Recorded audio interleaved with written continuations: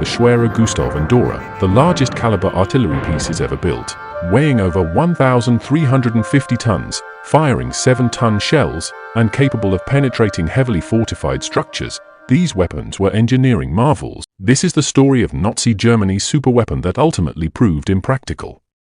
Welcome to Invents KE, where we connect history and technology. If you are new to the channel, hit the subscribe button and like the video.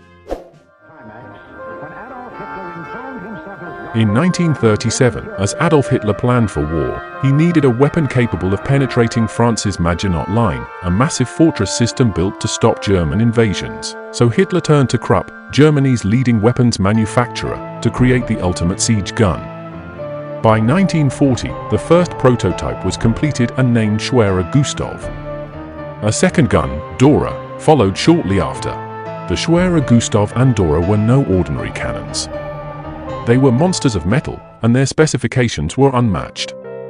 The gun weighed about 1,350 tons, heavier than 7 fully loaded Boeing 747. It had a caliber of 800 millimeters and could launch a shell weighing up to 7,100 kilograms, which is equivalent to 3 SUVs.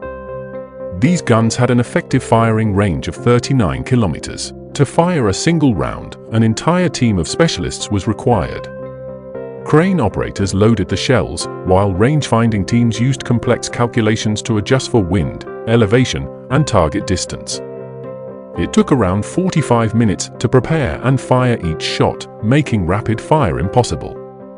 But all of this came with serious drawbacks. The guns required twin parallel railway tracks to operate, and it took 250 crew members to fire, plus another 2,500 soldiers just for setup and security. Moving and assembling the weapon took weeks, making it vulnerable to air attacks and severely limiting its usefulness.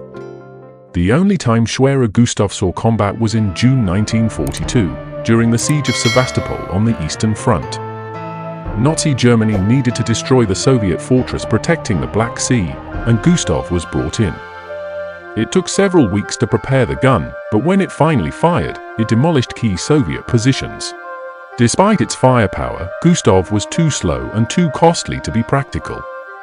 By then, air power and smaller, more mobile artillery had rendered these massive guns obsolete. The Germans realized that Gustav and Dora were nothing more than high-profile targets for enemy bombers. The Germans destroyed Schwerer Gustav to prevent its capture by the Allies. Dora was seized by US forces but was later dismantled. Some remnants of the Gustav gun were reportedly found by Soviet forces, who studied its design before scrapping what remained. The Schwerer Gustav and Dora were impressive feats of engineering, but how do they compare to modern military technology? Today, warfare has shifted from massive artillery pieces to precision-guided munitions, drone warfare, and hypersonic missiles. Additionally, ballistic missiles and cruise missiles can destroy targets at much greater distances without requiring thousands of soldiers to operate them. The Schwerer Gustav and Dora remain the largest caliber artillery pieces ever built, but they also symbolize the limits of military technology. Bigger isn't always better. What do you think? Could a superweapon like this ever be useful again? Let us know in the comments. Don't forget to like, share, and subscribe to Invents KE for more mind-blowing stories from history and technology. Until next time, keep exploring.